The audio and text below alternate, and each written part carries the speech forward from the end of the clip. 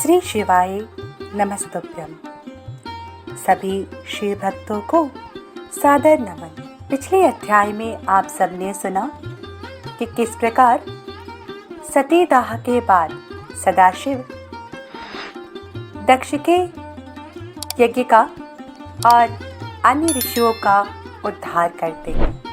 चलिए अब इससे आगे की कथा में सुनते हैं कि किस प्रकार सती का पुनर्जन्म होता है और सदाशिव पुनः किस प्रकार सती से मिलते हैं, किस रूप में मिलते हैं और यह मिलन कहाँ होता है। पूर्व काल की बात है। उत्तर दिशा में हिमवान नामक एक विशाल पर्वत है। हिम के विशाल भंडार पर्वत की शोभा बढ़ाते हैं। अनेक देवता, ऋषि मुनि और सिद्ध पुरुष उस पर्वत पर निवास करते हैं। गिरिवर हिमवान ने अपने कुल की परंपरा को आगे बढ़ाने तथा धर्म की वृद्धि कर अपने पितरों को संतुष्ट करने के लिए विवाह करने के विषय में सोचा। तब सर्वसम्मत से पितरों की पत्नी स्वधा की पुत्री मैना से उनका विवाह करवाया गया। मैना और हिमवान के विवाह पर बहुत उत्सव मनाया गया। विवाह के पश्चात वे दोनों अपने घर पहुंचे। तब हिमालय और मैना सुखपूर्वक अपने घर में निवास करने लगे। श्री हरि अन्य देवताओं को अपने साथ लेकर हिमालय के पास गए। सब देवताओं को अपने राज दरबार में आया देखकर हिमालय बहुत प्रसन्न हुए। उन्होंने सभी देवताओं को प्रणाम करके उनकी स्तुति की। वे भक्ति भाव से उनका आदर सत्कार करने लगे। वे देवताओं की सेवा करके अपने को धन्य मान रहे थे। मुनि हिमालय दोनों हाथ जोड़कर उनके सामने खड़े हो गए और बोले, भगवान, आप सबको एक साथ अपने घर आया देखकर मैं प्रसन्न हूँ। सच कहूँ तो आज मेरा जीवन सफल हो गया। आज मैं धन्य हो गया और मेरा राज्य और मेरा पूरा कुल आपके दर्शन मात्र से ही धन्य हो गया। आज मेरा तप, ज्ञान और सभी कार्य सफल हो जाएंगे। भगवान, मुझे आपका सेवक समझे और मुझे आज्ञा दे कि मैं आपकी ऐसी क्या सेवा करूं जिसे मेरे योग्य आप समझे।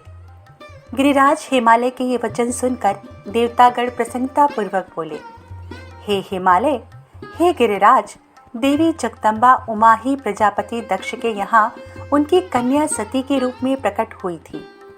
घोर तपस्या करने के बाद उन्होंने शिवजी को पति रूप में प्राप्त किया, परंतु अपने पिता दक्ष के यज्ञ में वे अपने पति का अपमान न सह सकी और उन्होंने योगाग्नि में अपने शरीर को भस्म कर दिया। यह सारी कथा आप भी जानते हैं। अब देवी जगदम्बा पुनः धरती पर अवतरित होकर शिवजी की अर्धांगिनी बनना चाहती हैं। हे हिमालय, हम सब यही चाहते हैं कि देवी सती पुनः आपके घर में अवतरित हो।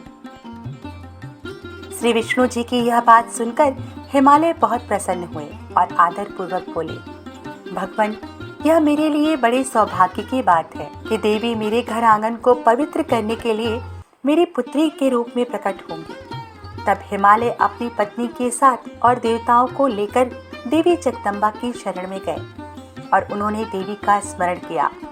श्रद्धा पूर्वक उनकी स्तुति करने लगे। देवता बोले, हे जगदम्बे, हे उमे, हे शिवलोक में निवास करने वाली देवी, हे दुर्गे, हे महेश्वरी, हम सब आपको भक्ति पूर्वक नमस्कार करते हैं। आप परम कल्याणकारी हैं। आप पावन और शांति स्वरूप आदि शक्ति हैं। आप ही परम ज्ञानमयी शिवप्रिया जगदम्बा हैं। आप इस संसार में हर जगह व्याप्त हैं। सूर्य की तेजस्वी किरण आप ही हैं।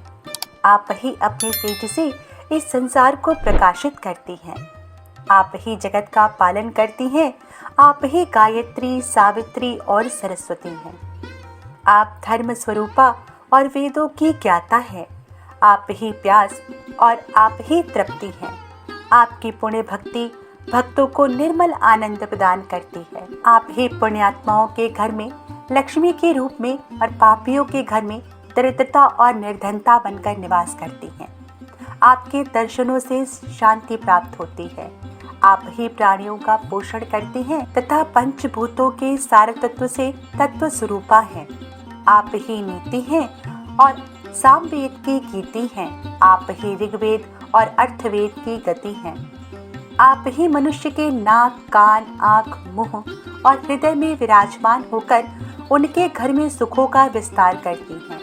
हे देवी जगदम्बा, इस संपूर्ण जगत के कल्याण एवं पालन के लिए हमारी पूजा स्वीकार करके आप हम पर प्रसन्न हो। इस प्रकार जगत जननी सती साध्वी देवी जगदम्बा उमा की अनेकों बार स्तुति करके सभी देवता उनके साक्षात दर्शनों के लिए दोनों हाथ जोड़कर खड़े हो गए। तब ब्रह्मा जी बोले, हे नारद, देवताओं के द्वारा की गई इस स्तुति से प्रसन्न होकर दुखों का नाश करने वाली जगदम्बा देवी दुर्गा उनके सामने प्रकट हो गई।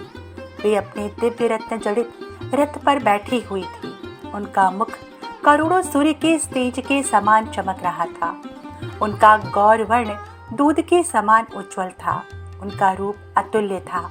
रूप में उनकी तुलना किसी से नहीं की जा सकती थी। वे सभी गुणों से युक्त थी। दुष्टों का संहार करने के कारण वे ही चंडी कहलाती हैं। वे अपने भक्तों के सभी दुखों और पीड़ाओं का निवारण करती हैं। देवी जगदम्बा पूरे संसार की माता हैं। वे ही प्रलय काल में समस्त दुष्टों को उनके बंधु बांधवों सहित घोर निद्रा में सुला देते हैं। वही देवी उमा इस संसार का उद्धार करती हैं। उनके मुखमंडल का तेज अद्भुत है। इस तेज के कारण उनकी ओर देख पाना संभव नहीं है। तब उनके अमृत दर्शनों की इच्छा लेकर श्री हरि सहित सभी ने स्तुति की।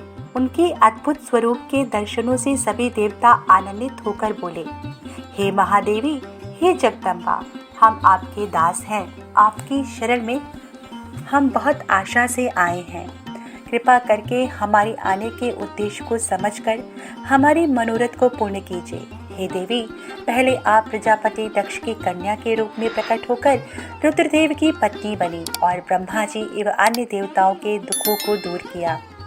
अपने पिता के यज्ञ में अपने पति का अपमान देखकर स्वेच्छा से अपने शरीर का त्याग कर दिया।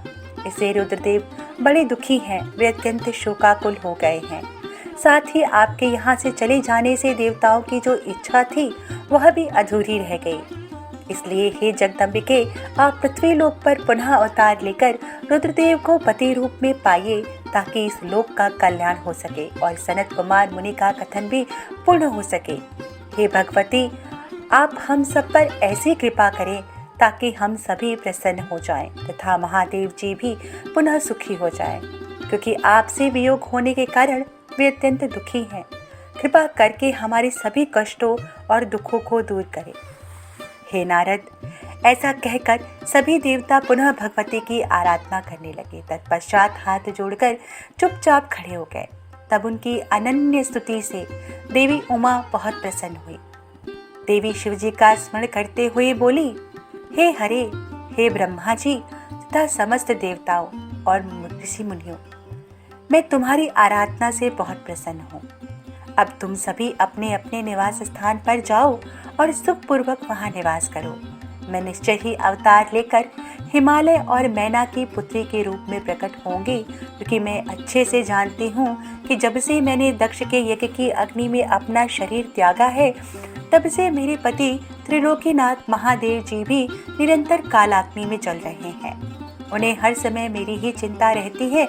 वे हर समय यह सोचते हैं कि उनके क्रोध के कारण ही मैं उनका अपमान देखकर वापस नहीं आई और मैंने वही अपना शरीर त्याग दिया। यही कारण है कि उन्होंने अलौकिक वेश धारण कर लिया है और सदैव योग में लीन रहते हैं। अपनी प्राण प्रिया का वियोग वे सहन नहीं कर सके, इसलिए उनकी भी यही इच्छा है कि मैं पुनः पृथ्वी पर अवतीर्ण हूँ, ताकि हमारा मिलन पुनः संभव हो सके। महादेव जी की इच्छा मेरे लिए सदैव सर्वोपरि है, अतः मैं अवश्य ही हिमालय और मैना की पुत्री के रूप में अवतार लूंगी। इस प्रकार देवताओं को बहुत आश्वासन देकर देवी जगदम्बा वहां से अंतर ध्यान हो गई।